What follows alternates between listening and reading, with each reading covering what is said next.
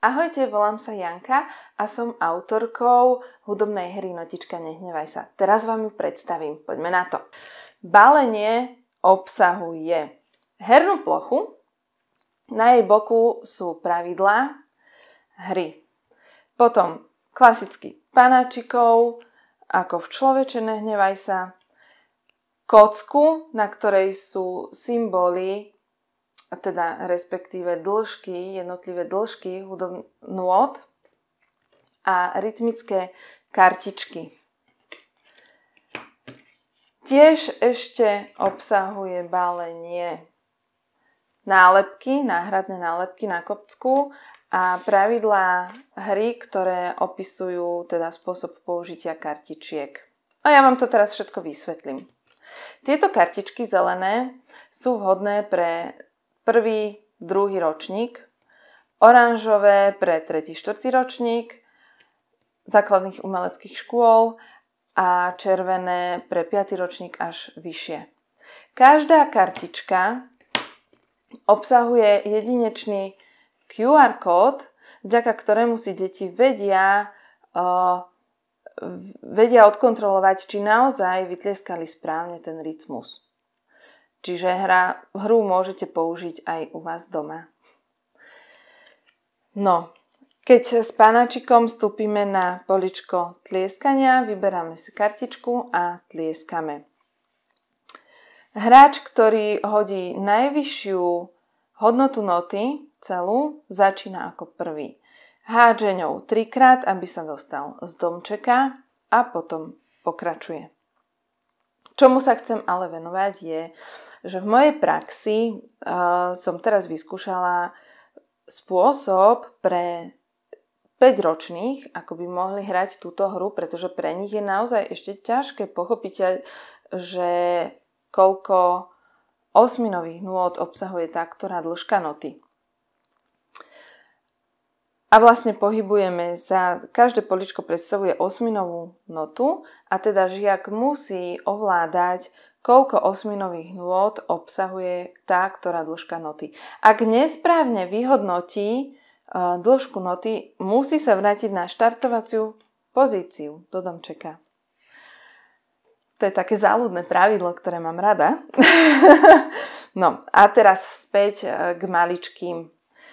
Na kurze Hudba hrou učím 5-ročné deti vytlieskavať noty podľa Karla Orfa, ktorý vo svojej praxi používa v podstate spôsob, že na každú notu použije slabíky, čiže slabikový spôsob, nazvime to. Ja vám teraz ukážem 4 základné dĺžky, ako teda on to používa. Celá nota je tá, ja, polová, tá, ja, štvrťová, tá a osminová, ty. A takýmto spôsobom sa vedia detičky pohybovať aj po hernej ploche. Poďme sa na to pozrieť. Takže celá nota. Celú notu idem s týmito detičkami takto. Majú aj dĺžeň, čiže tá, ja. Áno. Polová nota. Tá, ja. Štvrťová nota.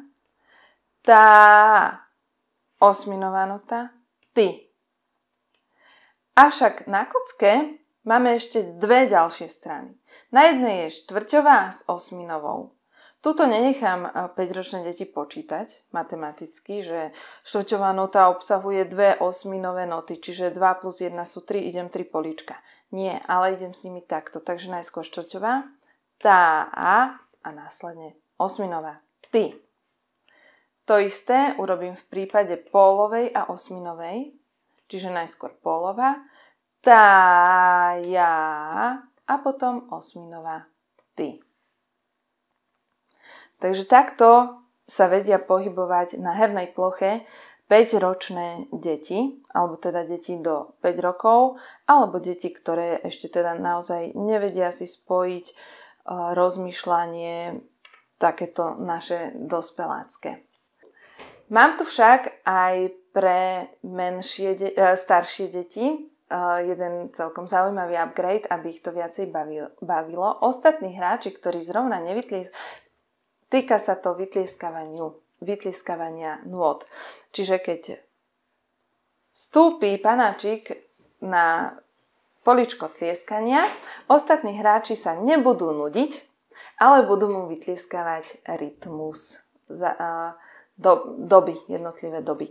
Čiže pôjdu 1., 2., 3., 4., 1., 2., 3., 4. A teraz ten žiak, ktorý musí vytlieskať rytmus, musí ho vytlieskať v tomto tempe. Čiže vlastne mu udávajú tempo. Buď s tým, že budú počítať, takto, jak som vám to ukázala, 1., 2., 3., 4., alebo iba ticho. Učiteľ odpočíta, 3., 4. a žiaci pokračujú.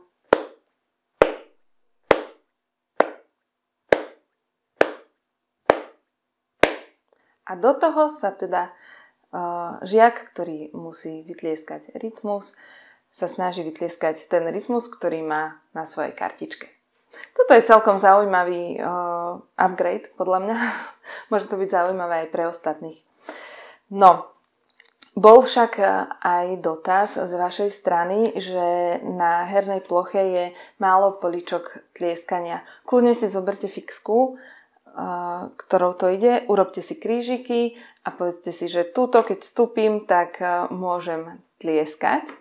Alebo teda dám vyrobiť nálepky so symbolom tlieskania a vy mi iba napíšte, že máte záujem, dám ich vyrobiť a pošlem vám ich za výrobnú cenu.